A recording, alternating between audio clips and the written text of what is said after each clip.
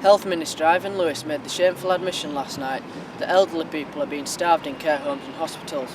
Recent figures show that more than 2,000 care homes have failed to meet the minimum nutrition requirements. From February 27th, drivers will face a fine of up to £60 as well as 3 points on their licence if caught driving with their mobile phones. You may have noticed over the past few weeks we've been experiencing a lot of freak weather. Wind, rain and even snow have been causing havoc for commuters. All is not doom and gloom, as a recent study showed that 85% of Britons expect to be happier in the future, and with spring just around the corner, there are brighter days ahead. Thousands of patients have logged onto the site today to comment on the way the doctors have been treating them. Dr Jacob Armitage gives his opinion. Well, I believe that the Health Secretary has only done this to victimise doctors and catch them out if they have made a mistake. Patients I have seen have been very satisfied with the treatment I have given. Having worked in a nursing home for the past 5 years, I believe the level of care is of a high standard, although this is not always the case. There are some workers who abuse their role. Recent studies from the DVLA show that drivers who use a mobile phone whilst driving, whether handheld or hands-free, are much less aware of what's happening on the road around them. It takes into account the main factors that contribute towards depression, such as seasonal weather and overspending at Christmas. By understanding and highlighting these factors, we can help eradicate the New Year blues. Global warming is currently a big issue. If the rate of temperature change increases more than it is at the moment, catastrophic effects could happen to the Earth. Yes, why not? I think your doctor should be able to know what you think about him. If you don't tell him face to face, yeah. This morning I'm a bit depressed myself because there must have been an accident on the ring road. The traffic, there's police cars everywhere, you can't get down. We've been turning around town for the last half hour trying to get parked.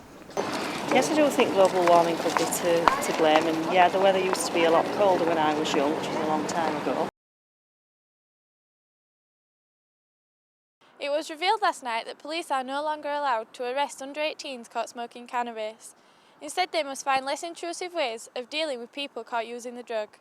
The most police can now do is caution the youths and take them home. It's like, if it doesn't really affect me because I don't do it, so it's like no real problem with it, but just because you're under 18 you should still be allowed to be arrested for it. Great move, because such a thing is best dealt with by the family, such a trivial matter.